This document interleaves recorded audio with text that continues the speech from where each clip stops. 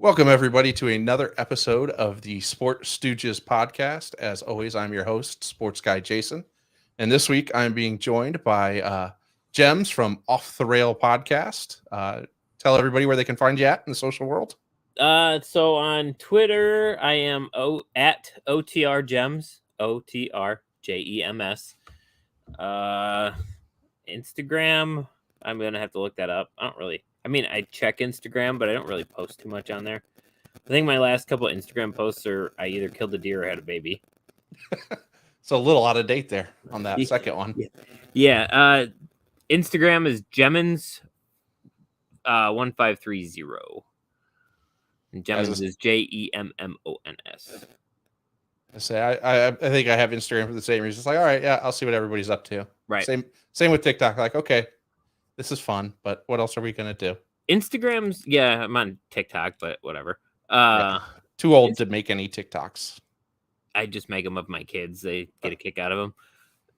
Instagram's good for DMing people though, because everybody's DMs are open on Instagram, unlike Twitter. So, like for the podcast, I blast out DMs and see what happens. You guys have been on fire there lately with some of your guests as well. Yeah, so it's just I'll go through spurts where I'll DM a bunch of people, and then sometimes we get lucky and get responses. Well, and it's nice now because I think more people know what podcasts are. Mm-hmm. I think early on you had to be a really big podcast for anybody to even spend 2 seconds talking to you. Now, like they get it that even smaller podcasts or podcasts they haven't heard of can still have big enough followings that it's worthwhile for them to go on there. Yeah, and one little trick I do is I'll find if I happen to see somebody was on a small podcast, or I'll find small podcasts similar to Mine and Tones. I'll scroll through, and if they have any guests, and it's anybody that I like, if it's another small podcast and somebody went on there, I know I got a pretty decent chance of getting that person to respond and possibly come on ours. And then if I send them a video clip, our stuff looks pretty professional because Tone's good at what he does. Yeah. So I think that helps. And some people, like, I DM'd Chris Moneymaker and forgot about it. And then it was like 3 weeks later, he's like, yeah, sure.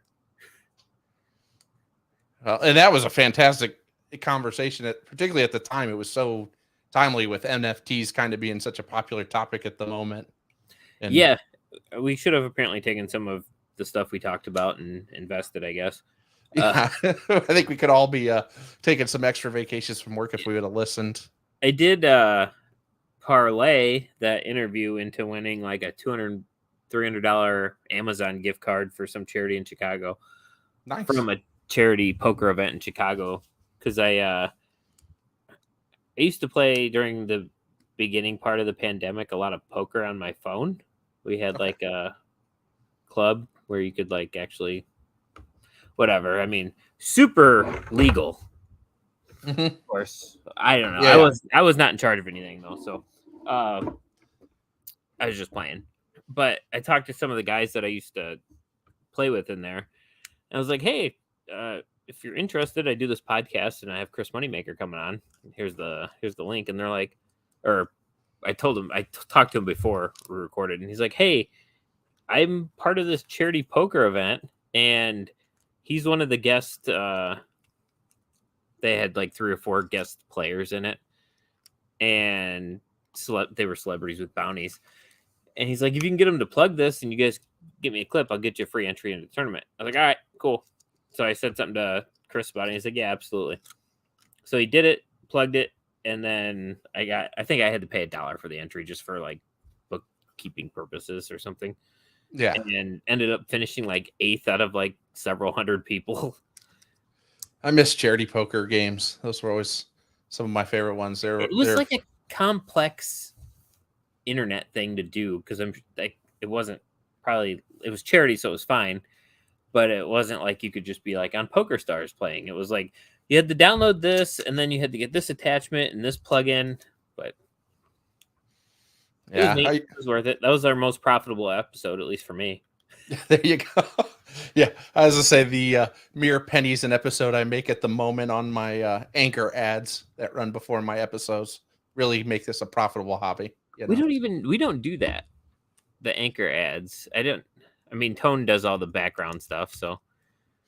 Yeah, I figured it it was one they always let you throw on there no matter how big you are. I was like, sure, I'll take a couple pennies here and there. Why not? A couple pennies adds up after a while. I mean, for what I spend on all my equipment, it'll never pay for it anyways. But you want to know what my equipment is? What? I have a laptop, which right now I have actually have an iMac, and a blue microphone. So perfect. That's my entire setup. Yeah, no, see, I have my Logitech 4K webcam. I've got the Rodecaster Pro mixing board, and then a Shure SM7B microphone. Nice. I think Tone has that. I know he's got a 4K camera. Yeah. I mean, I got it when I was doing more Twitch stuff. Yeah. I was going to try and do more Twitch stuff, and then I was like, I'm not a Twitch guy, you know. And of course, my PC is my gaming PC, you know. So that was going to be overkill for whatever I used it for, anyways. You know, in terms of like this, it's over the top, but it's nice. It does the trick, you know. And it's amazing how little equipment like you said, you really have just your laptop and a blue microphone, and that's all you have to do this anymore. Right. And in theory, you don't even need the blue microphone. It's just nice because it sounds better, but you can just talk on a laptop. We interviewed, like Brad Johnson was just on his phone. As to say, that's become popular now. And I think, you know, now it's even less taboo than it was because with the pandemic, everybody had to do remote. So it just became normal. Whereas before it would have been such a sound thing for people to have just a phone or a laptop. Whereas now it's just kind of, that's part of the deal. Yeah. I always forget, like at baseball practice, be like, oh, what year is that kid? They'll be like, oh, he's a junior, but this is only his second year playing. I was like, oh, he didn't come out his freshman year. They're like, there was no season. Yeah. So like, I feel bad for those kids. I can't imagine losing a season of a sport in high school. No, because I mean, you got to feel the worst for the seniors, right? You know, like, that had to be awful. Like for most of them, you know, most seniors in high school know it's the last time you're playing whatever sport you're playing. Right. But to have that moment snatched away from you where it's like, oh, I don't even get that last at bat, that last free throw, that last any moment. It's like, no, I can't imagine having gone through that. And you know, at least the freshmen, they get another shot. That's true. They get to come back, and hopefully if they're good, they're, you know, hopefully practicing at home, working on skills, and it'll even almost gives them time to get better over playing. Because sometimes when you're playing, you're not skill developing. So, right. Oh, before I forget to ask, I only saw the headline of it. I didn't click on it and read it because I was just scrolling past. Did one of the girls on the Washington team play the state championship game with a broken leg or broken ankle or something? Yeah, she had twisted her ankle in the regional. And so she played semi-state and state, and then they did the X-ray afterwards and it was fractured. Wow. It's like, talk about tough. Yeah, no crap. Like, hey, yeah, it's a little uncomfortable, but we'll get it out, you know. How many state championships has Washington won in basketball? Girls basketball? Girls basketball, 2. Was one of the other ones either Jackie Batiste or Skylar Diggins' team? It was Skylar Diggins. Was it? Yeah, Skylar Diggins and Emily Phillips were the two main on that one. Well, that's probably 08 because I remember watching Skylar play volleyball saw her play basketball too against us, but I remember watching her play volleyball when I was in high school, and she's either in my grade or a year below me. Yeah, she played. They played in all 4 state finals each year she was here. Makes sense. Skylar was, so they, you know, similar to this one where they went back to back and won one, lost one.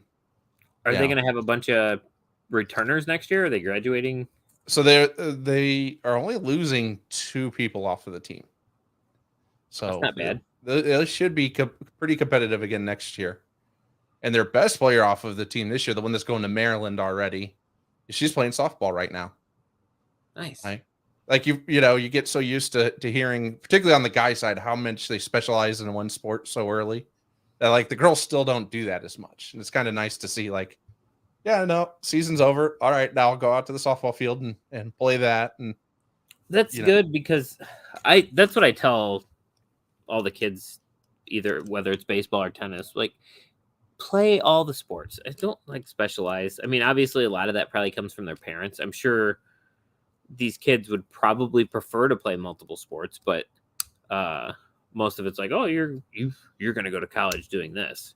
Just play all the sports. There was a stat, and I don't know if it was a fake meme or not, for the Super Bowl, and it was like 85 of these players were multi-sport athletes in high school. You could believe it because some of the skills, that you develop playing just one sport get so specific that you don't necessarily develop maybe the speed or explosivity that ends up making you more elite than somebody who just played that one sport and just developed skills instead of overall athleticism. Right. I guess I can see it if you're like going to get drafted. Like, so that really only applies for baseball. Yeah. Because none of the other sports you can get drafted right out of high school anymore. No. So you still have to do that one semester of college in basketball. Right. So I guess if in baseball but baseball's the last sport you're going to play. So if I have a kid and they are like a stud, they're going to get drafted. They are probably not going to play football their senior year. Right. That's a little different because you don't want to have a contact injury take you out when you're on that verge of being drafted. Probably same way you may skip basketball season, even like we don't want to risk blowing right now on crutches from basketball. We don't want you to, people forget for pitchers how important the lower extremities are. That's where the speed comes from. Right. So we can't have you tearing an ACL or twisting an ankle 3 months before, all the draft work turns up. But one of the guys on the football team at the school is committed to Illinois, and he wrestled this year. He made it to state in wrestling, but they need to play multiple sports. To say that, oh wow, Kentucky is losing to St. Peter's right now in overtime. It's in overtime? Yeah, 77-76. I've got ESPN up on my other screen. I got the TV. I got the TV in the basement on mute. My wife came down and got the baby from me before we started. And I was like, hey, can you mute the TV for me? She's like, you just want me to shut it off? I said, did I say that? 79-76 now. At this point, if my bracket's fucked, I just want chaos. No, exactly. I'm always the same way. That's you give me chaos. And again, at this point, the worse it is for me, the better. Because I'm not winning any of my bracket challenges, so let me finish last. I don't even know. For some reason, the brackets I've done stuff on are on ESPN, and the app is not working for some reason. So it's a pain to get to view my brackets. So I just have to get on the browser to do it. But yeah, I did 4 of them. I did 2 on ESPN and 2 on CBS because obviously Pat McAfee show 1 is on CBS, and then the McAfee Mafia 1 was on there, and then the Man to Man 1 was on ESPN.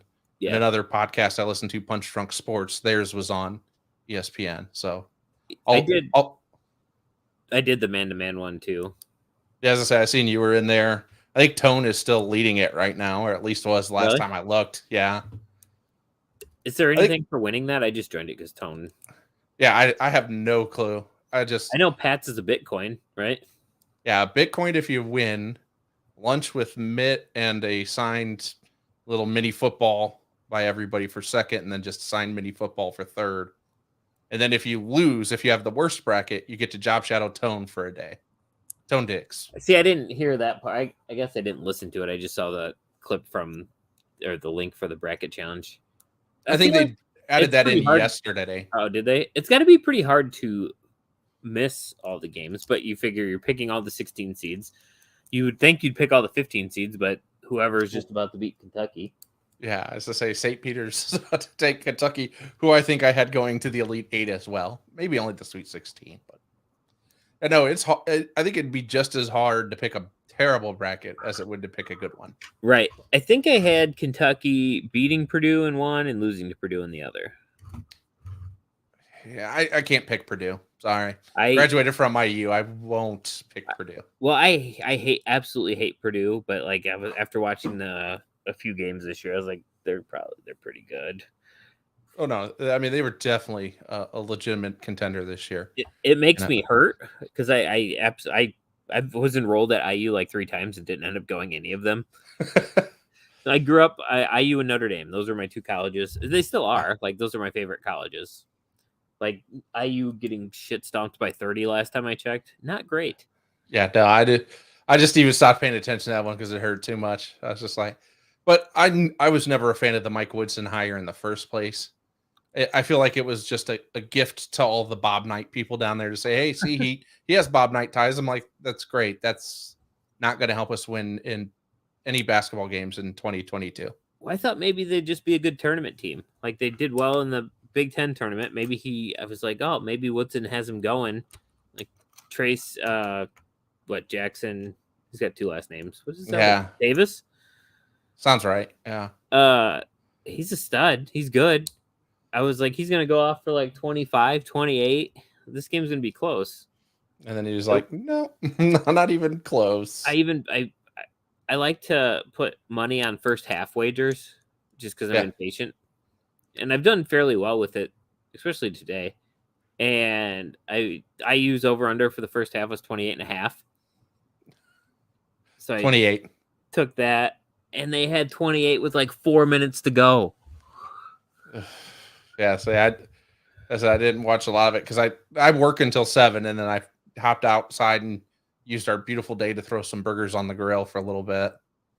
And then so I didn't watch much of the first half, and then the time I saw what the score was, I was just like, all right, I don't need to watch that. Yeah, it was awesome today. Like I wore shorts and a t-shirt to practice. Didn't even bring my sweatshirt out. Stupid glare or this shadow here, but this weather is incredible. Except for the next 2 days, it's going to rain and be in the 40s. Yeah, well, that's more normal though. Like, but it sucks, but it's kind of what it's supposed to be. I think Sunday it's going to be like 55 again, and next week's pretty good weather. So, yeah, no, it doesn't look like it's getting back into the snow or third winter that usually goes into this time of year. So I'm happy if we never go back to that. I hope we avoid the third winter. I keep telling my brother it's time to move south. Like my nephew's not quite into school yet. He's got another year because he's that just after the cutoff birthday. So it's like let's move south before he starts school. Places where it doesn't snow, but like once or twice a year, and when it does, they just shut the whole town down for the week. Yeah, I never thought I'd be that person, but lately when it gets nice out, I'm much more happy. Like I don't mind snow, but I'm done with it by Christmas, after Christmas. Yeah, see, no, I lived in Charlotte for a while, and then even after that, I moved to Bloomington years after I graduated. But that was still just too far away from my nephew. I tell my mom and my brother, I don't care about you guys. You're old enough. He's little. This is the time when you form the fun memories now. Right. Like you can't make up that time. I've been to Charlotte-ish. My wife's aunt lives in Mooresville, which isn't too far from there. It's like where all the NASCAR people are. Oh yeah, Mooresville, Lake Norman, that area. Yeah, absolutely. We rented jet skis on Lake Norman, and we got way lost. That's a huge lake. That's for sure. It's easy to get lost out there.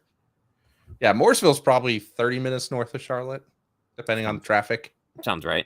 Charlotte's just a huge, sprawling city. Like it is so spread out. Like it has nice neighborhoods, but then like there's just huge gaps of like woods between neighborhoods in the city. I would like to get back out there, but strictly because like the Charlotte Knights are there. All of the White Sox I think have 4 minor league teams in North Carolina, 3 or 4. I think 3. Yeah, I was gonna say, I don't know. The 4 are in North Carolina for some. I don't understand why. Yeah, no, it's like you look at just the other team across. You look at the Cubs, which is I'm a fan of. You have Iowa Cubs right there, South Bend Cubs right there, and then like even the Smokies or whatever, the Tennessee Smokies is like Knoxville or something. That's not that far away. I mean, it's like 8 hours, but at some point you have to have a little distance there, right? They can't all be right on top of you. And the other one's in Myrtle Beach, so that's got a little bit of a trip, but which I've played on the Myrtle Beach Pelicans field. It is very nice. Yeah, well, South Bend's has always been nice until except for the couple years where they tried that field turf or whatever there for whatever reason. I don't know what they were thinking with that. Like, it's a terrible idea in football. Why even try it in baseball?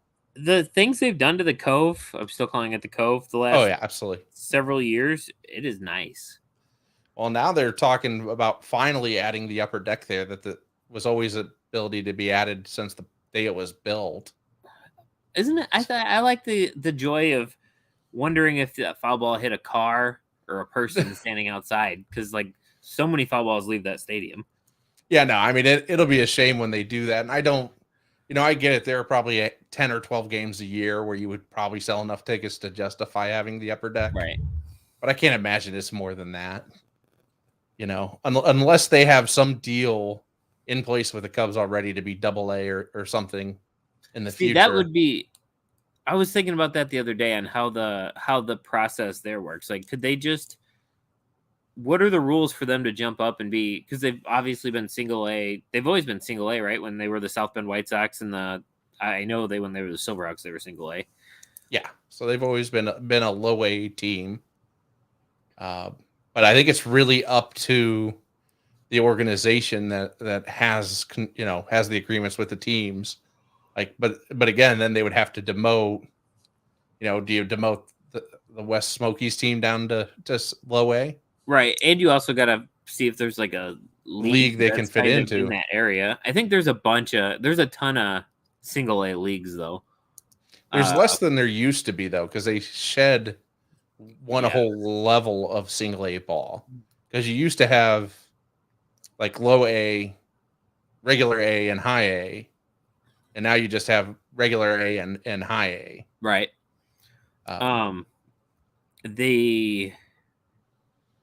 And I didn't realize AAA is just two leagues.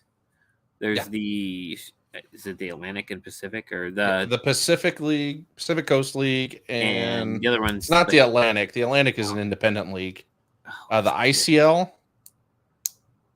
Now you're gonna make me Google this real quick because I just read it the other day too. It's like an old school name, I think. The hell.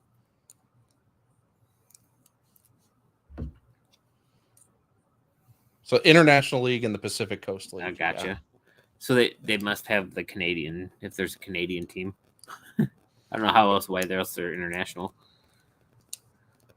Is there one? It's hard to keep track of some of those minor league teams coming down. But yeah, no, there's only two there. But again, when you only have 30 teams, right, at the AAA level, and even at the AA, that's all you have. But I think that those are a little more spread out for some reason. Yeah, I would much enjoy the South Bend Silverhawks. I won't say Cubs. To be a double or a AAA team, that'd be pretty cool. I mean, just the level of baseball you get to, the level of player you would get to see would be so much better. Right. Not that there haven't been some really awesome ones come through here over the years. We went when I want to think it was 2007. Ryan Sandberg was managing I think Peoria Chiefs, or is the Chiefs Peoria at the time, because they were the Cubs team then. And so me and my buddies went to the game. I want to think Justin Upton might still have been playing with the Silverhawks at the time. So we went to see all that, and we wanted to see if we could get like Ryan Sandberg to sign a ball. Well, we didn't, but like it was a cool game. And so we went to B-Dubs, the one that used to be downtown. Okay, yeah, I love that. I hate that they got rid of that. Right across from the Hall of Fame. Oh, it was a perfect spot. It was a cool B-Dubs too, because like I always thought like the aura of it was like, oh, look, the bar is all glassed in. Yeah. I was like, that's kind of neat. Like it'd be nice to go in there someday. But so we get down, we sit in our section. We sat in that, like you come in the door and there's a section there right off to the right. So we sat in there. And we noticed they blocked off our section like right after we sat down, and we're like, what happened? or what? Why is this going on? And our server pointed to the back corner. We turned around and there's Emmitt Smith sitting in the corner. We're like, holy fuck! Because right there across from the College Football Hall of Fame, He got inducted that weekend, so he was there eating dinner, and so we were like, hey, can you see if we can come over and say hi? And so our server got back to us a little bit later. He's like, yeah, he said you guys can come over. So we went back there and he's back there playing dominoes. He had like a couple buddies, and then the one guy played with him on the Cowboys. I could not remember his name. He was like a third string defensive back, but they got their bills while we were there. This was the coolest part. The other dude pulls out to pay his bill, and it's a pretty thick wad of cash, but it's like 10s and 20s. So he pays, and then Emmett pulls out this like wad of 50s and 100s like this. And have you seen like Emmett do interviews or watched him on like when he was on Pat's pre-Super Bowl FanDuel thing? Yeah. You know he likes to like show out. Emmitt Smith. That's the most money I've ever seen in my entire life. That's nuts. My nephew is actually named after Emmitt Smith. I don't know how my brother is not a Cowboys fan at all, but somehow a closet Emmitt Smith fan over all the years. So I was like, because he named my nephew Emmett, and I'm like, why Emmett? Emmitt Smith. I'm like, you're a Colts guy and a Tennessee Volunteers fan. He's a Florida running back who went to the Cowboy. He could have named him Peyton or I guess Eli didn't go there, but he's a Colts guy and he likes Tennessee and Indy. He should have named his kid Peyton. I think he just didn't want to be too on the head with it. I think it's like, no, that's a little too obvious. Because that was the agreement when they got pregnant. If it was a boy, my brother got to name him. If it was a girl, my sister-in-law got to name him. Well, that seems like a good deal. Worked for them at least. They were happy with it. So obviously, we're half hour in and we haven't even talked about the biggest breaking news that broke right before we went on air yet. The Los Angeles Raiders somehow getting another offensive weapon for David Carr. Derek Carr? Derek Carr. One of the Carr brothers went for Florida. They, trading for Davante Adams, and I haven't seen. It said 2 premium picks, one of them a first rounder. It was the first and seconds this year. Okay, that's not. I mean, that's a lot, but that's not a lot to give up for Davante Adams when you already have Darren Waller and Hunter Renfrow. Like, if you don't play well this year, Carr, you're out. Like, you have no excuses anymore. You're going to have a lot of weapons to throw to. Sorry, I got a text I had to respond to. Oh, you're fine. My daughter is doing this. They have like the girls' tennis team is doing a fundraiser Saturday for it's like a princess thing. Okay. And they said with our attendance, we have decided to split our attendees into groups. And I was planning on going at like 1:00. And it says your time slot for your daughter is at 12:20. No. We have baseball from 11 to 2. So I was just going to leave like an hour early. Yeah. But that kind of. Like, big difference between leaving an hour and basically missing all of practice. Right. Like, hey, coach, not going to be able to make it on Saturday. And I'm already late to practice every day because when I get off work, so I try to make as much of the other stuff as I can. Yeah. No, it's one of those things that's, I don't think people realize, how much time it takes for people to be high school coaches. And parents are awful still this day. I mean, they were bad back when I played sports, but they seem to get worse every year. And it's just the tennis kids this year were great. Like their parents are awesome. Yeah. And I haven't had to deal with any baseball parents yet. But the last time I coached, which was like 8 years ago for tennis, I think it was, a lot of those parents were terrible. Yeah. Well, as I say out there, obviously, as you guys with school choice in Indiana now, you guys keep getting more and more kids from South Bend schools, I'm sure. Oh, it changes drastically what that's like out there. Yeah, I know there's a handful of kids on our baseball team that are South Bend kids. It's like, no, not going to those awful schools in South Bend. Sorry. I mean, you think about it. I mean, Yeah, so the Washington girls team just won the state, but they had what, 8 players on the roster? That's it? That was it. Wow. Because I mean, the school's about 50% capacity right now. Like it's empty, so it's crazy. And now we've got Creighton and San Diego State going to overtime. Really? And they're tied at 62. And yeah, Kentucky did end up losing by 6. My bracket is all kinds of F. That's wild that Kentucky lost. 15 seed beat a 2 seed. Yeah. I mean, it's still not as bad as Virginia just again getting ran out of the gym by UMBC. I forgot about that. Like that's not even, that wasn't like a last second stunner shot. That wasn't, hey, these guys came out and got hot real quick at the end. No, like they outplayed them from tip to the end. Right. And it's like, this shouldn't happen for, and of course, then the next year when Virginia wins the championship, all this redeems them. Like, no, it doesn't.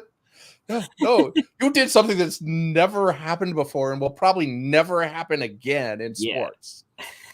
Yeah, that was the big thing for the longest time. A 16 seed never lost. And University of Maryland, what's the University of Maryland, Baltimore County. Baltimore County. That's a county school. It's not even like a state directional school. It's a county school.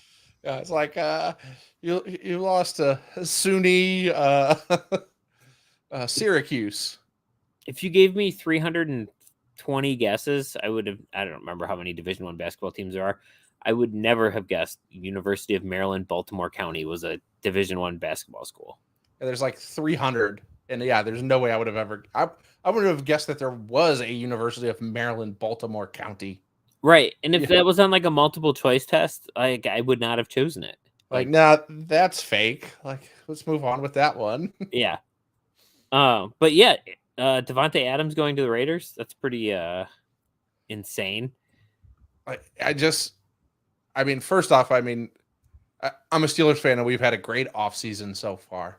Hey, Mitch Trubisky. Like, and again, it's not that he's necessarily the solution, but he's a lot like adding, bringing back Akello Weatherspoon, bringing in Miles Jack, bringing in a couple of the mid-tier offensive linemen. It means when we go into the draft, we don't have to take a quarterback. We don't have to draft a corner. We can just go in and say, okay, this is the best player available, and just build depth that way, or try and build the top end of the talent, not having to just say, okay, I have to fill this hole, have to plug in this spot. Because I think anybody who's watched any of the film on these quarterbacks this year, they're just not good. No, in my opinion. I wouldn't take a single one of them in the first round. I was kind of hoping that Malik Willis would fall to the end of the first round and the Lions would take a shot at him at 32. That's essentially the second round at that point. But yeah, I agree. And if they don't get him, I think he's the only one. He's got the possible highest ceiling of the quarterbacks probably coming out this year. Oh, absolutely. And yes. I don't want him to take a shot at anybody else in the first 2 rounds. I would much rather them wait until next year when they're going to have a top 10 pick again. I don't know who's coming out next year even, but next year or the year after, next year they have 2 first-round picks again. Even if their picks are 10th and 28th, you can just package those together and move right up. Well, and you've got Young out of Alabama. The kid, was it Bryce? Bryce Young. You've got the kid out of Ohio State will be coming out. There's like 4 of them next year that are better than anybody in this draft. Yeah. Yeah. The only other one I would say has a decent amount of upside is Matt Corral out of Ole Miss. Like, I'm more impressed by his tape than Kenny Pickett, to be honest. Like, Pickett looks really good when he's in rhythm and has a clean pocket. He can scramble well at the college level. I don't think he's fast enough.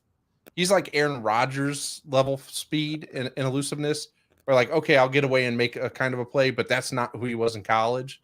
Like right. He if he got under pressure, he tried to break away and make plays, and that won't translate to the same in the NFL.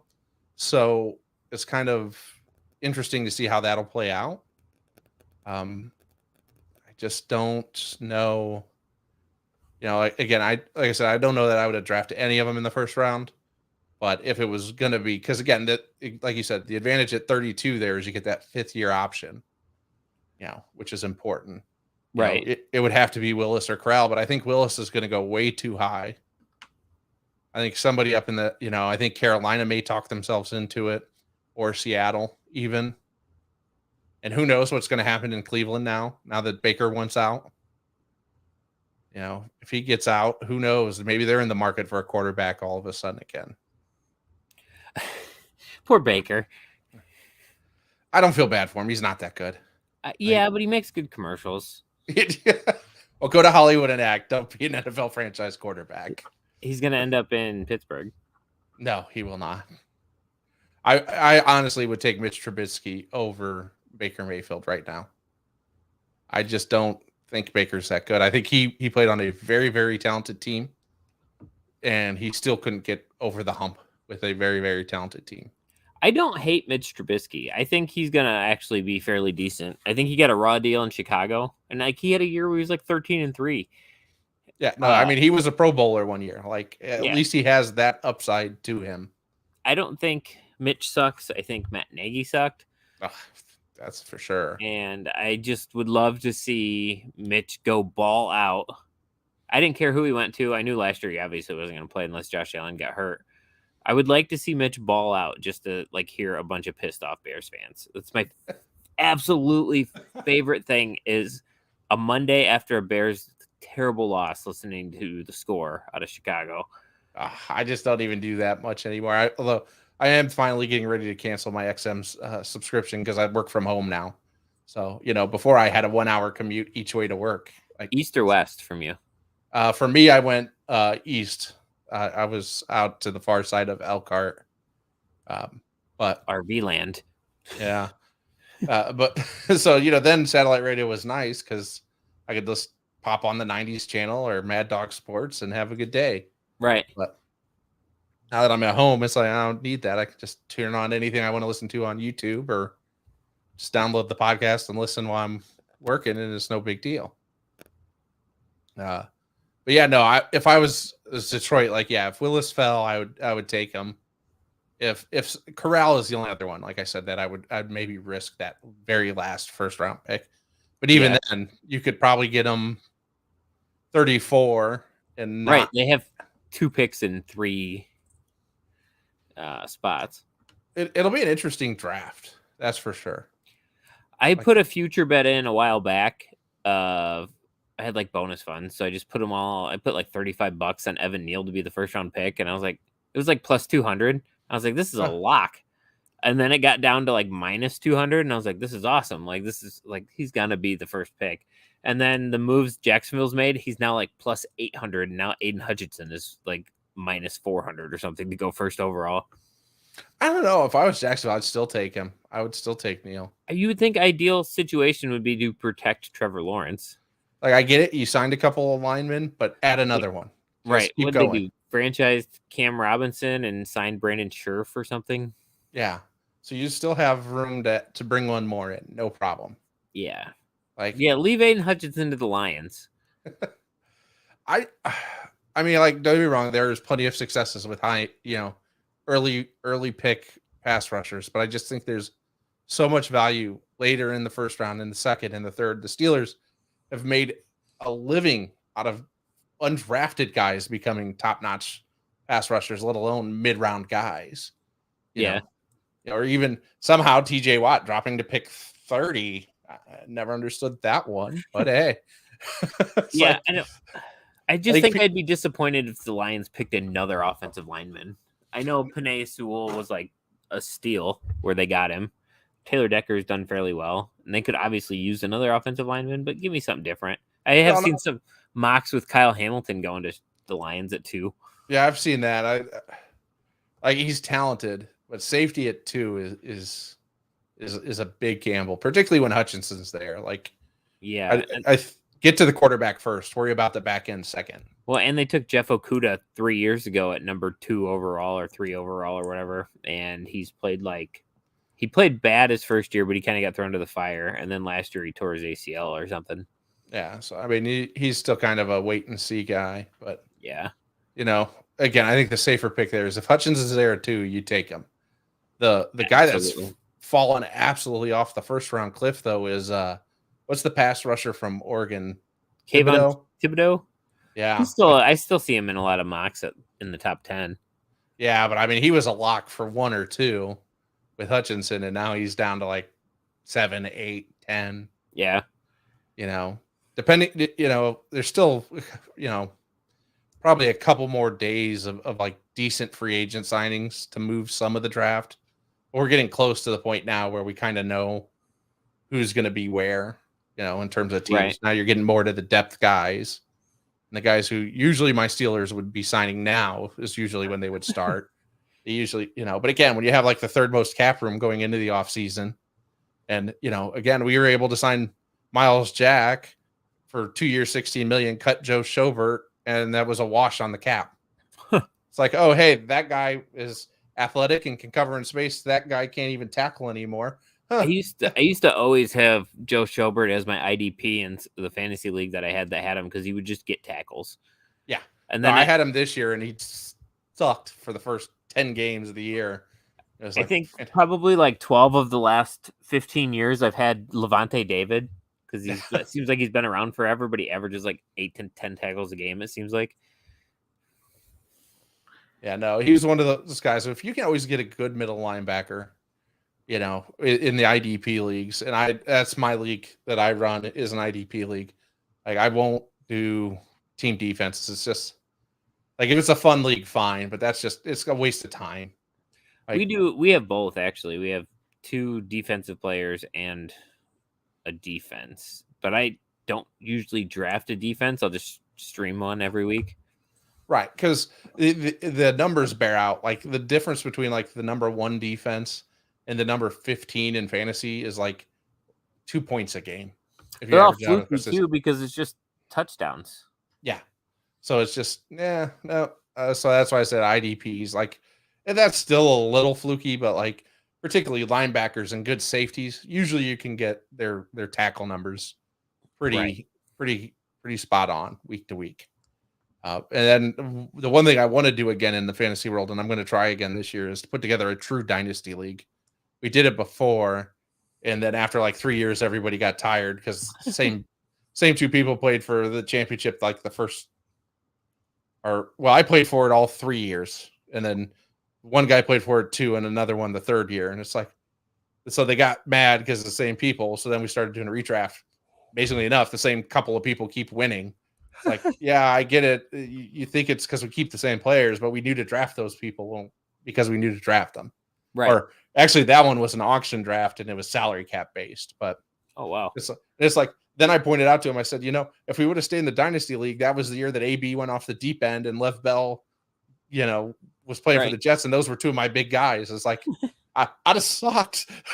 Like I'd have been in last place probably, but no, you guys wanted to give up. I was in a dynasty league for probably 4 years, 3 or 4 years, and I just got out of it this year. I was just in too many leagues to pay attention to, and that was just one I dropped. It's where my dad worked. It's actually with those guys, and I'm in 2 leagues with those guys. So I was like, I'm dropping this one, and I'll just keep the team that was my dad's team, and I'll run that one. But I had like Kittle, DeAndre Swift, who else? I don't know. I had a fairly good roster, but I just was like, that's enough. And then one of my buddies from high school now wanted to do a dynasty league, so I got in one last year. Yeah. Started 0-7.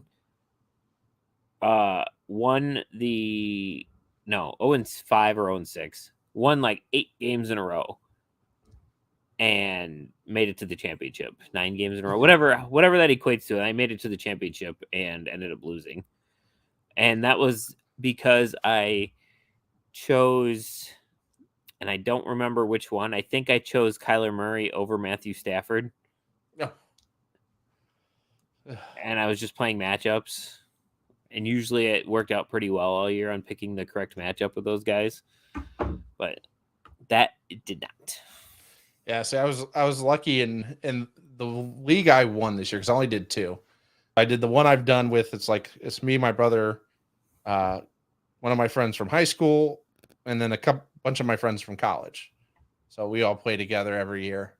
And that this year I just had a ton of injuries like in the middle of the season and it killed me. The other one was just a bunch of mutual friends from around here in South Bend. And I ended up with the number 1 overall pick. Fantastic. Oh wait, CMC's hurt all year. But smart enough to draft Cooper Kupp, absolutely won me in a PPR league at that. Ooh. It's like championship. Yeah, that's awesome. I had Robert Woods instead of Cooper Kupp, but I think I wanted Cooper Kupp and he went a few spots before. So I was like, Matthew Stafford's going to be a stud there. I'll take Robert Woods.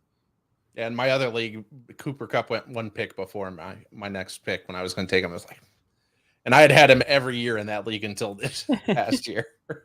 Well, now Stafford's got, I would assume Woods will be back by the beginning of the season because he got hurt pretty early, if not pretty close. And I think he's still there. Yeah. Coop, Woods, and Allen Robinson will be his receivers next year. And then if OBJ gets back in any time fashion, if he comes back, agent, right? Yeah, he technically is, but I imagine he'll probably take a 1-year prove it deal. If he can have a Adrian Peterson type recovery, right? He'll be back in time for the playoffs. He'll be like Eric Weddle. best unretirement ever. And obviously he did that strictly because he knew they were Super Bowl contenders. Right. He wouldn't have been coming back week 17 to play for the Lions. No. This wasn't, hey, I want to play just to play. Right. This is, I'm going to play to win a ring. And of course, we've got baseball finally kicking off. Oh, thank God. I'm still very disappointed with that collective bargaining agreement, though. All of that time, all of that effort, and don't get me wrong, the minimum salary raise was nice for those players. And a $50 million pool for pre-arbitration players is important. But moving the competitive balance tax is really about 30 players in the league that really affects, particularly if you don't I get it, you're not going to get a minimum without giving a more firm maximum, and the players don't want that. But look at sports like basketball and football and how well they've created a middle class by having those salary caps and salary floors. Contract. I know, great. There are less basketball players, but those contracts are outrageous. Right. Well, and even if you look, so what? The average salary in basketball is what, $11 or $12 million a year now. Baseball it's what, 4 or 5 and going down. Right. This year it may actually go up finally with the new minimum salary raise, but still. Right. You would think it would go up a touch. But again, if you're a team like Pittsburgh or Oakland or that, what's spending another $20 million on payroll get you? You're still going to be way out of touch with the top spending teams. So there's no incentive for them to try. Yeah. My big thing with everything is I was glad, and I've heard talk that they could bring it back. The stupid extra inning rule is gone. Oh, that awful. I hated when playing baseball and that rule would pop up. What else? 7-inning doubleheaders are stupid. I just want regular ruled baseball for the most part. As a pitcher, the shift would piss me off, but I don't think you should ban the shift. It's just part of the game. Babe Ruth got shifted against, by the way. That's how long it's been part of the game. The answer to hitters not wanting to hit the other way is not to ban them. Because again, what's the rule going to exactly look like? Okay, so the shortstop can't be to the first base side of second base, but can he be directly behind second base? And can the third baseman still play shortstop? Yeah, I'm wondering how they. Are you going to move? Can the second baseman still shift over? How far can you go in regulating that? I don't know is that even officially official, or is that one of those things that might happen in 2023? Might happen in 2023. I also think bigger bases are stupid. Yeah, it's not a safety thing. If you're saying it's a safety thing, they make safe first bases. Right. Just put one of those orange bags out there. Here's the fielder side, here's the runner side. If you're on the wrong side, you're going to be out or automatically safe. That's going to be the rule. I believe you need it. I believe they are redesigned though, where they're easier to push off of or something. But I don't see why you can do that with the smaller bag. I just feel like if you change too much, it kind of takes away the integrity. they're trying to make for more offense, and it's like I get it. That's more viewers, but people are stupid to an extent. But I think they're missing the boat on what a 1-0 fast game looks like too, because younger viewers, no matter how much offense, don't want to sit there for 4 hours of baseball. Right. Like, I don't care if it's 12-11; they're not going to watch 4 hours of it. It's why soccer is gaining so much popularity because of the constant movement and the constant time movement. So, if you're watching a soccer match, God forbid, I don't understand why you would do that, but if you are, it's going to be over in 2 hours. Right. Even with extra time, it's going to be 2 hours and you're done. Yeah. Yeah. I don't even really understand completely how soccer works. Like, obviously I know you kick the ball in the goal, but like, I don't know penalties. I don't understand where extra time comes from. I've never sat down and watched a single, even like World Cup when everybody gets into it. I am not into it. I can't figure out offsides. Like, I've had family members who played soccer before and try to explain to me. They're like, well, you can't get past the defense. Like, well, but doesn't that seem like that's the defense's fault? Like, why should the offense be penalized for getting ahead of the defense? Like, that's their job. Right. It's something that I think take care of cherry picking or something. I'm not 100% sure how it works. But even then the defense can kind of hold back, to hold you back. Like, so you can't get a breakaway because they can hold you up. It's probably like banning the shift. Like, I don't know. There was a TV show on ABC years ago called Sports Night. And it was, it was supposed to be a show kind of very, very loosely based on the early days of Sports Center with Keith Olbermann and Dan. And the one guy, proposed in there. I said, here's how you fix soccer. There's 2 ways. Either make the goal bigger or you make it smaller and get rid of the goalie. Either way, you increase scoring, and now Americans will care. It's like, yeah, I can see where soccer purists might hate that, but I like it.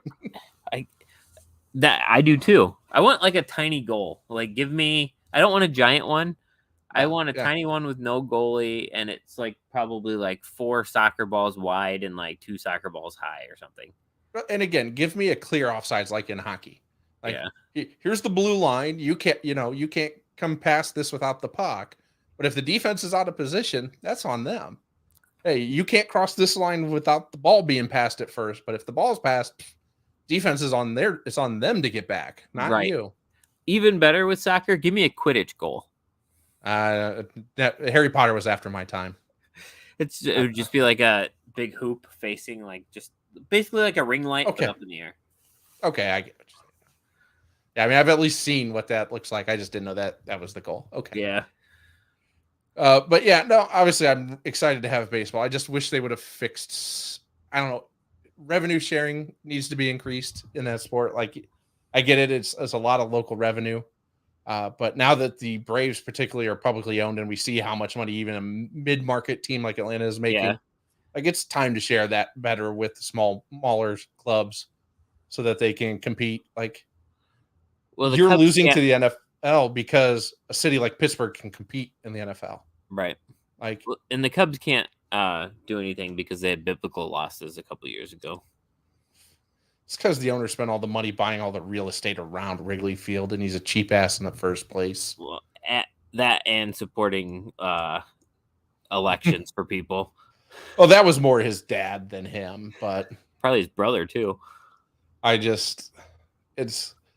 They also took on a lot of debt to buy the Cubs. Like, they didn't buy that with their money. So, they don't look at it as a profitable enterprise until they retire the debt. Right. And then they just keep using more debt to buy more real estate around Wrigley Field. It's like, I miss old Wrigley Field. Like, I got to go early enough in my life where you could walk up day of and buy bleacher tickets still. Yeah. And this is when the bleachers were smaller. And the bleachers were the bleachers. Like, it's become too family friendly and too corporate out there for my taste. Like, there was, when I was, I didn't go till, I think I went to my first one in 2000. But, it still wasn't what it was. You could go, early April games were half empty. There were summer games that were half empty, because people didn't just show up to Wrigley Field because it was Wrigley Field. Right. And I don't feel bad. All the rooftop owners got mad when they expanded the bleachers and put up scoreboards. Like, no, like I used to watch. I was young enough to watch where it was just the people in the apartment with their grills up there on the roof.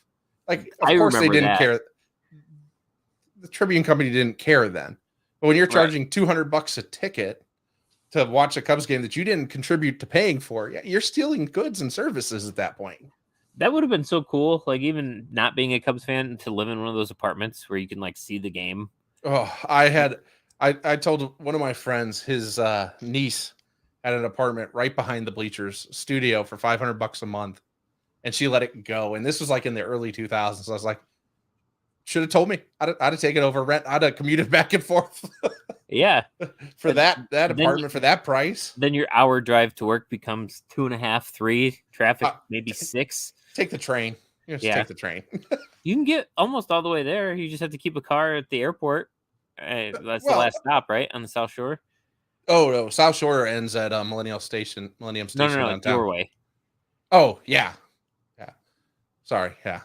Although back then, maybe by then it had already moved to the airport. Like, it used to be over on Olive Street, which at the time wouldn't have been too far from where I lived.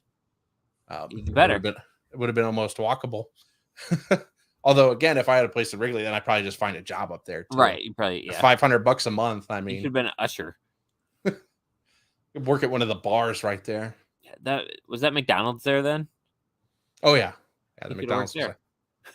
Yeah, I mean $500, but back then I don't think McDonald's was quite paying enough for that. But that's 2 months of work for 1 month of rent. I think back then minimum wage was still $4.75 an hour. It's probably $7.15. It's been $7.15 for like 30 years now. I think that was in the mid 2000s that it finally. I'd have to look it up. Yeah, it's been stuck. Although luckily I don't think there's but maybe a handful of jobs anymore that pay true minimum wage, no matter where you're at. It might be $7.25. It's something like that, though. I think so. Here. Because I remember being excited when they changed it, because I was making minimum wage in high school. And I was like, sweet, I'm going to make more money now. So it went up July 24th, 2009 to $7.25 an hour. Yep. But I guess I had graduated by that point, but still. Yeah, but again, it had went up from like $4.75 to $5.25 to $6.55.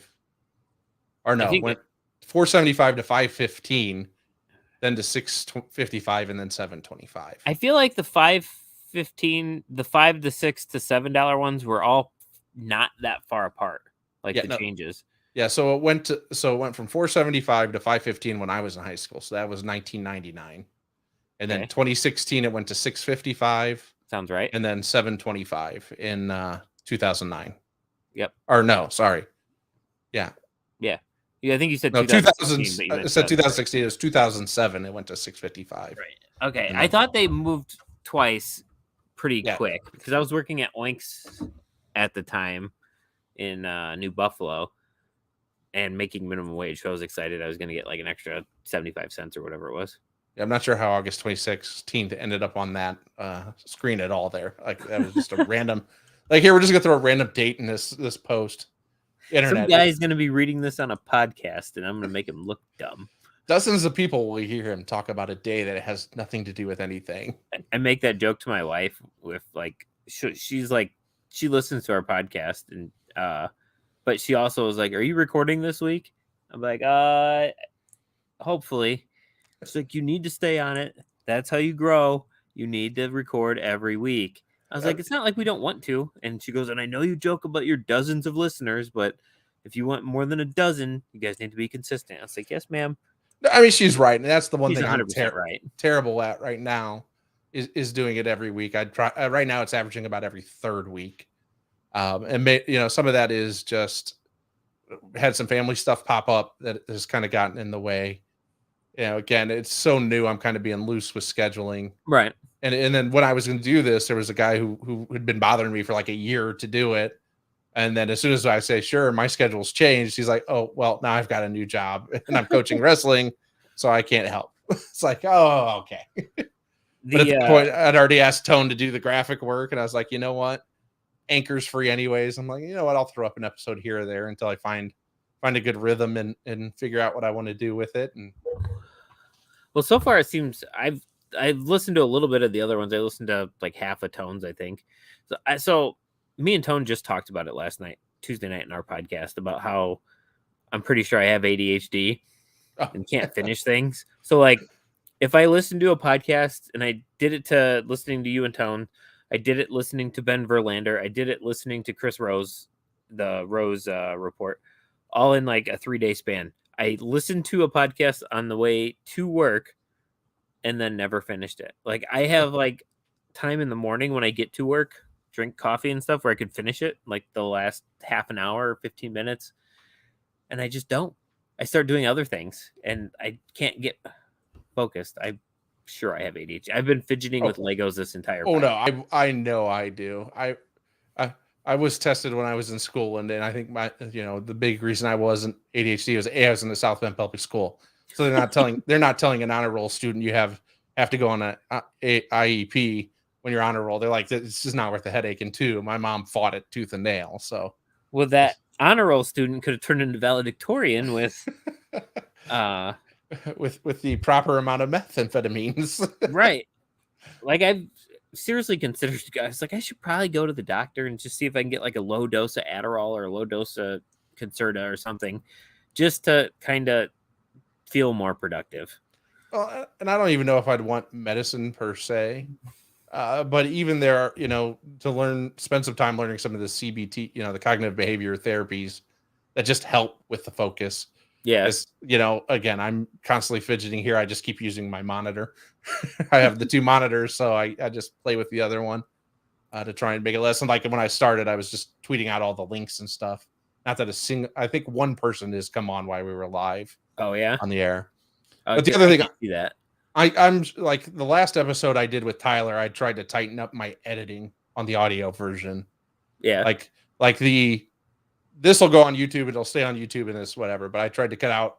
Like I spent probably 8 hours editing it, trying to get out all my uhs and ums because it drives me nuts. So I know somebody listening it is, and when there's dead air, I was just like, you know what?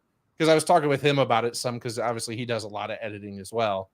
And I said, I think eventually what I want to do is almost do it call her daddy style, or almost double record the episodes, double the length, record 2 hours and edit it down to just like one tight hour. But I don't think, like I said, before I get to that point, I have to find I have to look, and B, find probably a permanent co-host. And that way, when you add a guest, you're not just two people. Now it's three. And I think conversation flows better. Yeah. I've had 3-person podcasts before. Yeah. So and you get in a good routine. Like Tone and I get in a good routine with our interviews. But when we don't do it for a while, we were rusty. Like that Tim Sinclair interview, I felt like we were kind of out of practice and rusty. And like I could pick up, I noticed things that we were doing, saying the same phrases over and over. I think I had a lot of ums. I think I can't remember exactly what they were, but I noticed them and I was like, that was not a great interview. Like I think it was good content wise, but I don't think like interviewing wise. And then I thought Brad's was a lot better. And Brad just is such an interesting individual. Like his story was so good. And I think one of the things I've tried to work on when I work at work is obviously I'm pretty classic Chicago Midwesterner, and that I talk very fast. Yeah. So I'm trying to work on slowing myself down when I talk, because I almost talk myself out of breath, and then it causes the uhs and ums, because now you're trying to catch your breath, trying to recatch your thought. And it's like, slow down. Conversation doesn't need to go that fast. I do that and I mumble. So, but I've tried to be clearer and pay more attention, and I need to be better. And I do it all the time. I need to be better about looking forward more. Tone's great at it. I'm constantly looking around. I won't watch these back on YouTube. Like I get on YouTube to record it for the audio part, so I can just rip the audio, but I won't watch it because I know it's part of my problem is I have two 27-inch curved monitors, so it's ultra wide basically.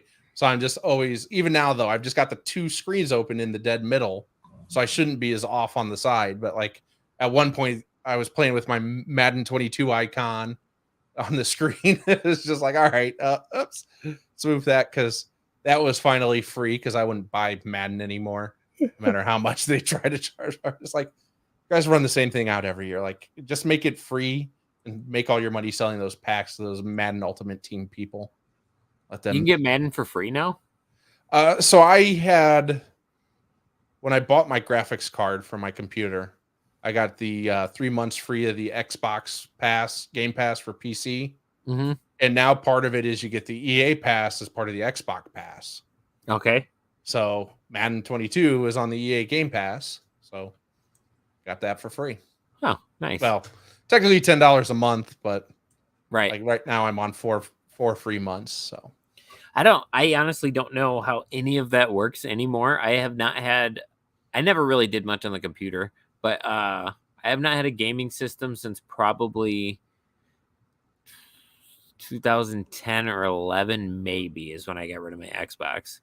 And it's not that I don't want one. I just don't know when I'd have the time to do it. And I think if I came home with one right now, my wife would murder me. I think Taylor would hit you over the top of the head with it. Because you guys got, what, 3 kids at home? Yeah, we 2 of them biologically, and our middle is a foster who actually Monday we get to officially adopt. Oh, that's awesome. Congratulations. Yeah. Then you work at the steel mill, and yes. you're a firefighter. Yes. So as you guys talked about on your podcast this week, like basically the manliest man that you could draw up on paper. Yeah, and I don't feel like I am. But, you know, I just fell into these things. Hey, I think that's coach sports. I say I coach baseball and tennis. Yeah, you barely have time for yourself, let alone a video game system. Yeah, and my wife's awesome for letting me do all that stuff, and it's a lot. No.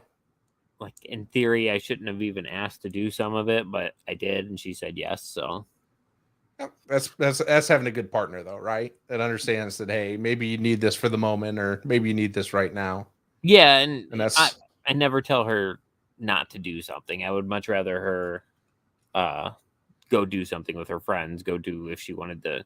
It's just tough to find a babysitter if I'm at work. Yeah. No, I can get that. I mean, particularly, you know, I think it's one of the things where my brother and his wife were very lucky, like, because I've worked retail management for so many years, and then her grandma's retired. So between me, usually being off the middle of the week, her grandma retired, and then my mom's work schedule being flexible, until my nephew started preschool, he never had a babysitter. He always stayed with family every day. So it became too easy. Sorry. My wife came down, and do you hear it right now? Oh, she said she's like, I hear a dying bird or something. She's like, you don't hear it? I was like, no. I said, do you want me to come check it out? Like, yeah, I mean, yeah, it's in the middle of nowhere. Dying birds happen. I mean, yeah. It's probably a cat. Yeah. I say we have a feral cat that likes to set off. I've got the the blink motion sensor cameras outside, and in my backyard, the neighborhood cat likes to set mine off all the time. It's like I see it go off, and I look just to make sure, because neighborhood I live in ain't the greatest. It's home, but it's what it is. Now, do you live now close to where did you grow up in that same area right there? Or? Yeah, so I'm one of the few people who stayed over here after I graduated. Like, most of the kids I graduated with moved far away, and even the ones that stayed at South Bend didn't stay on the west side of town. Like, they moved elsewhere. Yeah, like it's pretty rare that anybody stays around here. And like right now, actually tomorrow it ends. There's a vacant lot a couple blocks from where I'm staying at now that's up for auction. So if it stays at $25, I think I'm going to buy it. And then $25. Yeah. And then hopefully I'll be able to use that and save up and build a house little by little. There you go. On that vacant lot. And you said that's pretty close to where you're at? It's 2 blocks down. Okay. And luckily when they tore it down, they didn't So a lot of them in South Bend, when they tore down the vacant houses at the time, they took all the water and sewer lines all the way back to the street, which makes it super expensive to rehook it up. Right. But here they left the sidewalk and driveway intact, so that means they would have left the sewer lines where they were supposed to, which is at the sidewalk. Oh, so it makes it a lot cheaper to hook it back up. That's good. When's that auction end? Tomorrow at 1 p.m. Is it online or what is it? Yeah, because they just did tax sales in the port like Monday. Yeah, I heard stuff went real cheap. Yeah, now there's some that have gone for more than I anticipated, and I think there's one probably about 10 blocks from here that I'm keeping an eye on because a company had bought it and they're planning to build a duplex on the lot, but they didn't realize that the person they bought it from was behind on the taxes, so it's on the tax sale, and somebody keeps bidding them up. Obviously, they want to reclaim the lot, right? But it's like somebody has got one. Caught. No, I wouldn't do that. I'm waiting on this one here just to see if it stays at 25. If nobody bids, then I'll bid on it. If not, I'll wait for another opportunity where there's enough vacant lots in South Bend now. There's no reason to overpay for one at all. Yeah, somebody said that I think it was our fire chief was talking about it last night.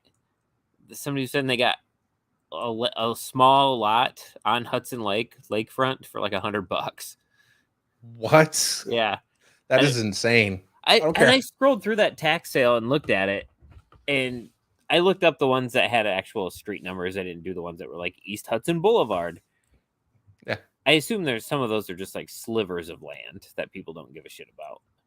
But $100 is $100. I was gonna say, if it's big enough to put a boat launch on, that's good enough. Like, all right, just head on out, launch the boat, and go fish for the day, or depending on your type of boat. I mean, you got kids, I'm sure there's pontoons and fun boating with that. But so we live like real close together.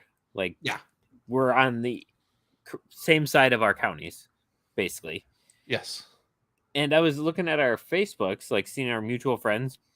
All of our mutual friends are people from like Twitter. It's nothing. There's nobody. I don't think there's anybody local. Like, honestly, Todd is probably our closest locally, and that's just because he lives in Indy. Todd and Flags are probably.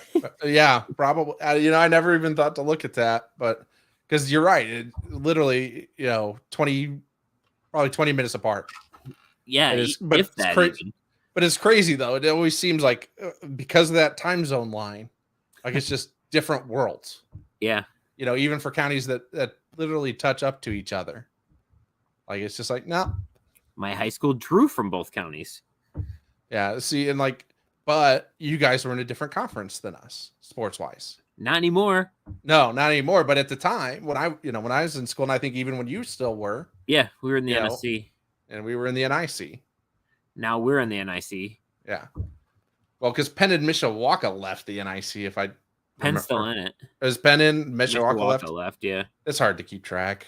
Yeah, I didn't know until we got to conference for tennis who was all in our conference. I was like, this sucks. Looking at the schools in our conference, I was like, where's LaVille?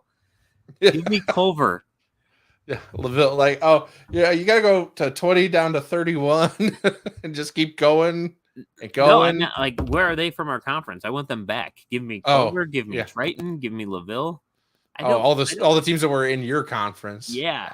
I was like, I don't want Clay, or Clay's not so bad. But like, it seems like the South Bend schools all specialize in a different sport. Well, and I mean, ultimately, South Bend's going to have to close one of their high schools here pretty soon. So that's going to hurt too when you go down to 3 schools here, because none of these sports conferences are that big around here anymore where you can afford to lose another high school. Right. So I don't go ahead.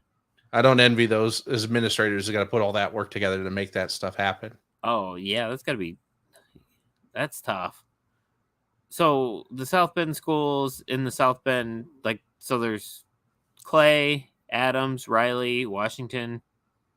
So that's your 4 South Bend public schools. Okay. And then you have St. Joe. Right. And then Marion, Mishawaka, and Penn are your Mishawaka schools.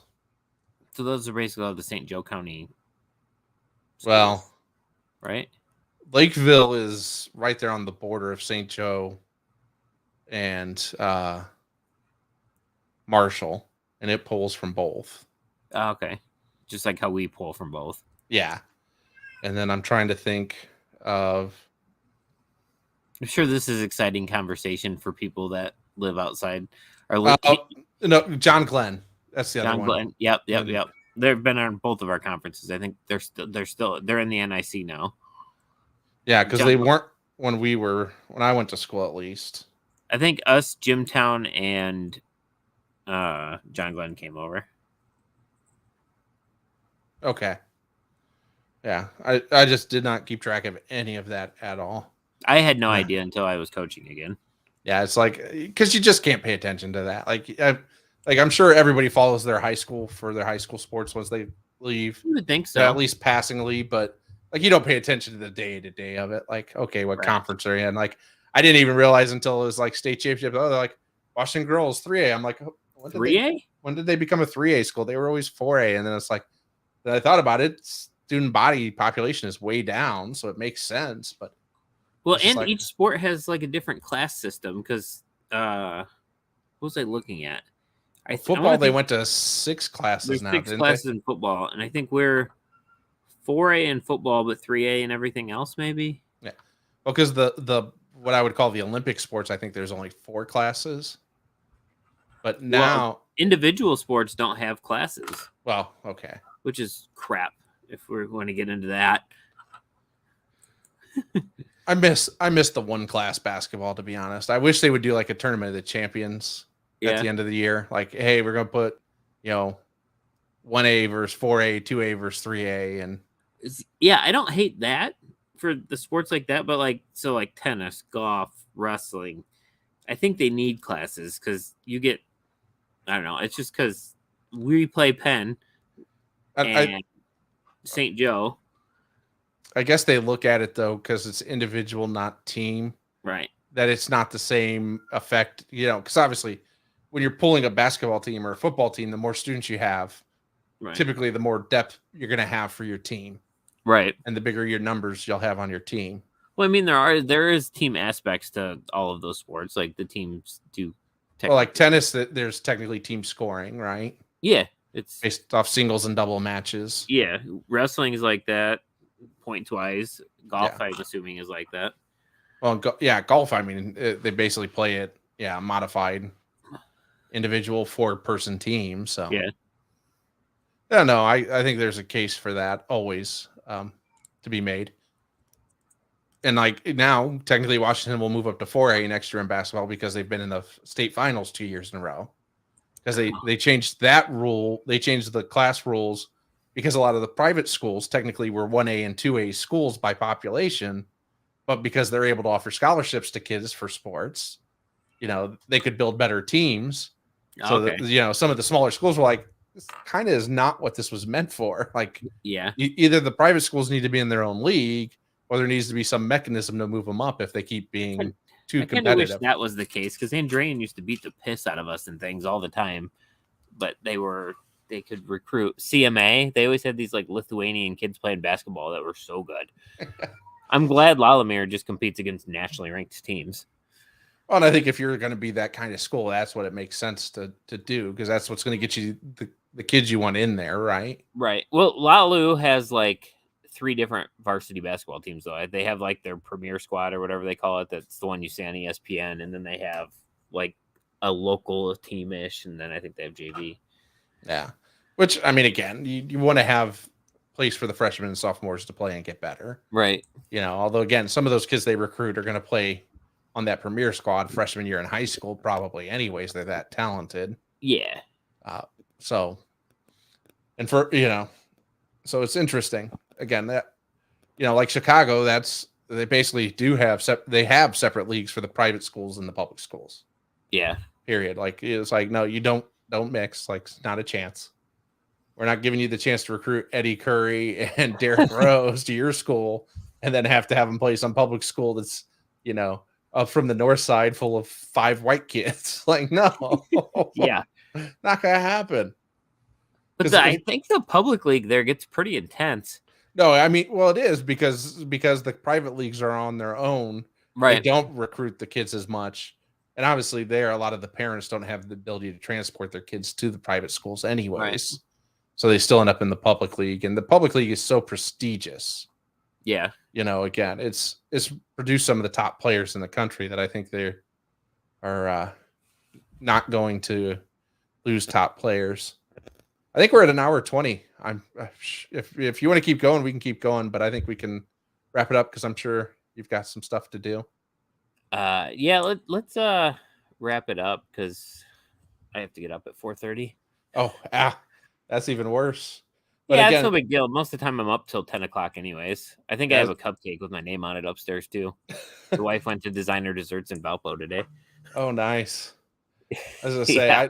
I have to be up tomorrow to take my nephew to preschool at 8, so it's a early day for me because usually I work 10 to 7. So that's my normal work day. That's not a bad shift. For a single guy, it's optimal. Right. I usually stay up till 12:30, 1 o'clock, sleep till about 8:30, get up, make breakfast. And again, now working from home, I just literally walk up to the office here, and I have my work stuff on one side of the desk and all my fun stuff on the other side. When I worked second shift, 2:30 to 10:30 or 2:30 to 11, because we had the clock out for a half an hour lunch. That was basically I'd stay up till 2, 3, 4 o'clock in the morning every night, sleep till noon, and then get up. But I was 22 and single, and after work I was going to the bar. I was say those were some of my best years when I worked. I worked at the county jail here for 5.5 years, and I worked most of it second shift. That's it. You get off at 11, go home, change, out to the bar at 11:30, stay till 3:30, go home. Yep, Wake up. that was the only perk to that. Like at that time, I was playing softball probably like 4 or 5 nights a week, so that kind of put a kibosh to that where I couldn't play as much as I wanted to. But now I this will be the first year I haven't put a team in. Like normally I just run a team. Yeah. This is the first year I didn't do that in probably 12 years. Yeah, I think you got enough going on at home now. Like, all right, this is somebody else's headache this year. Well, the first year that I did it, there were probably 60 teams probably in like LaPorte City. Okay. Probably on Sundays alone, there were 8 per division, and there were 4. It was A, B, C, and D. So there's 32 teams on a Sunday. Fast pitch or slow pitch? Slow pitch. They don't have fast pitch leagues in LaPorte anymore. Yeah, I don't think South Bend does either.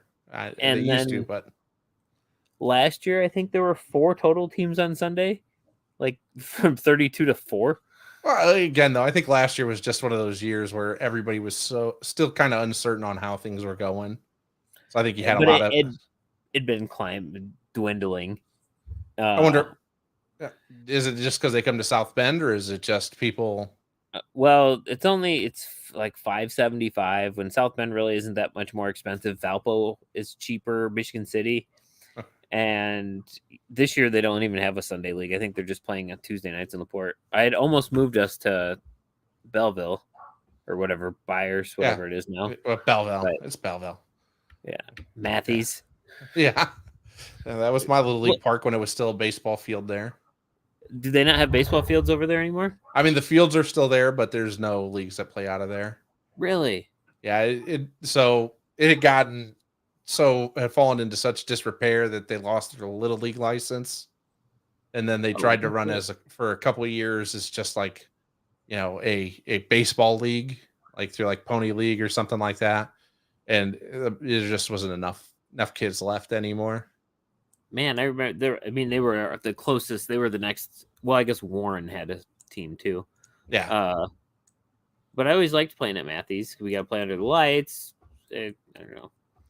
No, it was again, we were at the time they had the bingo hall and things like that, so they were fundraising like crazy. And then when they lost the bingo hall because adults be adults and steal from kids, cause all kinds of problems there. So they lost the bingo hall. Where you grew up playing was Matthews?